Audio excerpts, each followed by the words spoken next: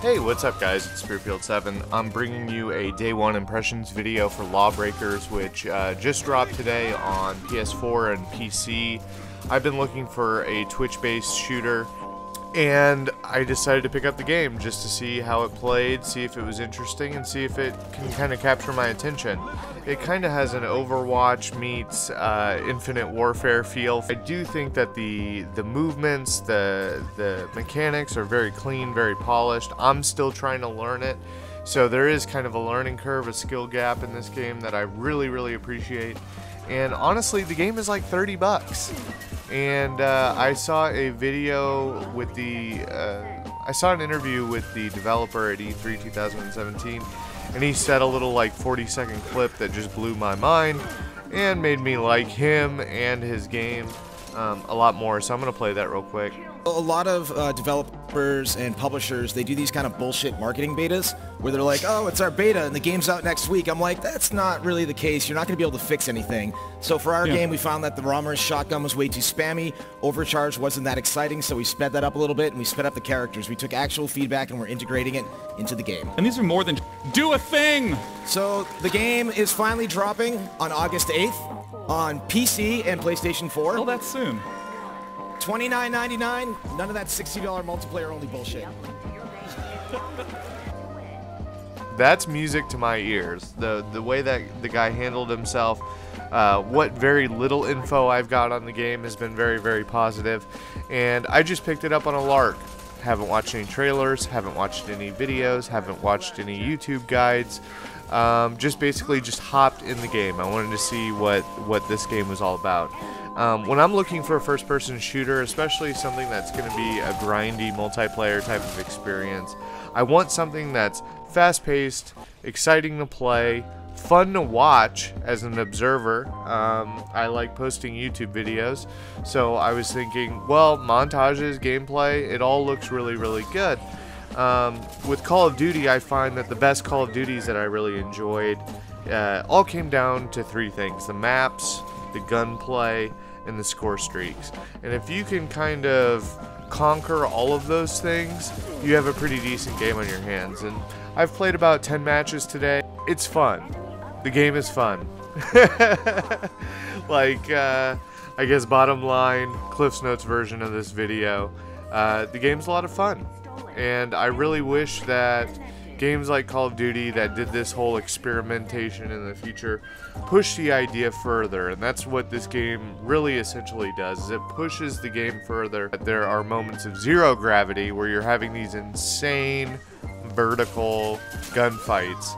So I really got a great rush playing this game. It was a lot of fun. I plan on playing it a lot, actually, and I didn't really think that before. So they have their own supply drop systems. I'm not going to go too far into the whole microtransaction bullshit, but it is cosmetic only, which is really promising, and I doubt that they're going to deviate from that plan, because honestly, as a consumer, they're basically communicating, hey, we got a new IP, intellectual property, we got something new that we want people to try. We're not going to bilk them and pull all the lint and coins out of their pocket. We're going to make it 30 bucks and we're going to see how this thing performs. And honestly, there's been a couple server glitches. I've seen a little bit of lag in some of my games. Not in terms of like Call of Duty lag with like bullet eating and stuff. That's kind of a major issue with me. But literal lag, like you see people surfboarding, you kind of, the screen gets jittery from time to time. All of those factors, I think, are going to be hammered out in the near future. But overall, it's basically kind of like Overwatch, but with a more realistic bent. I mean, I don't know necessarily how realistic we could be with zero gravity and kind of energy weapons and whatnot. But Overwatch, while it looked great, I didn't get in on the ground floor. I played some beta gameplays on this channel, but I didn't get the actual game, and I find that whenever you're looking for a title for first-person shooters, you want to make sure that you're a day one player. That way you're kind of on the ground floor with everybody else.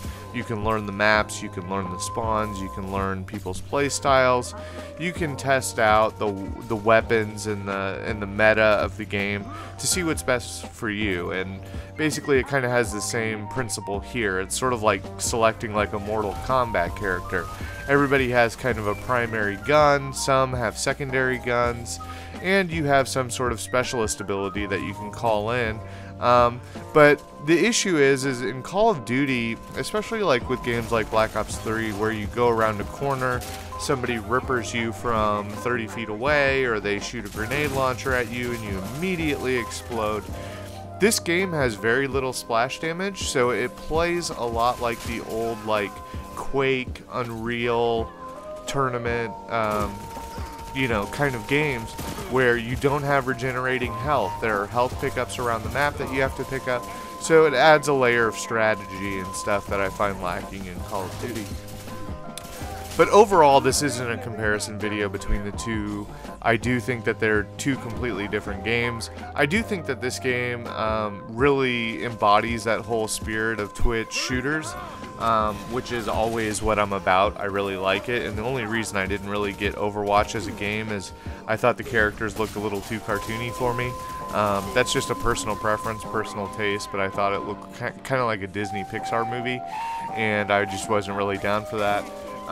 But this game, I'm going to be playing it a lot more. I'm really excited. The stuff you're seeing in the background, I went off like 4 games in, and usually that's kind of a metric for most people, I think, is when you're playing a first-person shooter, you want to feel like a badass.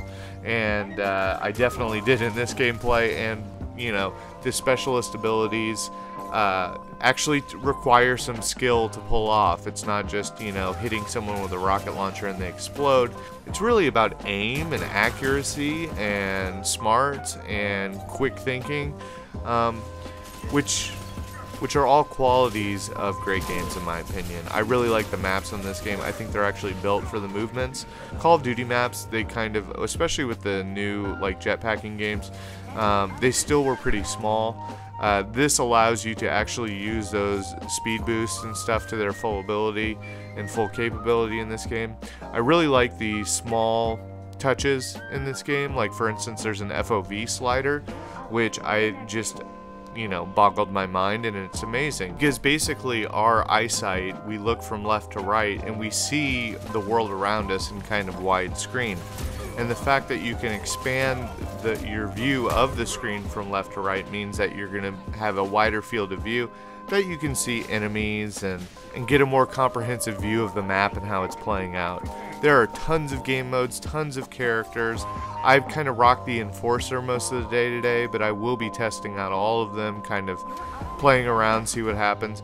But anyways, I told you guys that I was going to get the game, and so here I am making a quick impressions video. I hope you guys enjoyed, and if you did, please rate and subscribe if you aren't already.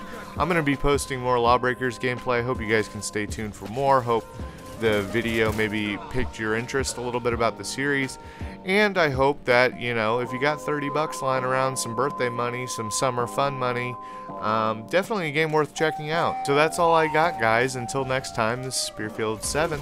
See you later.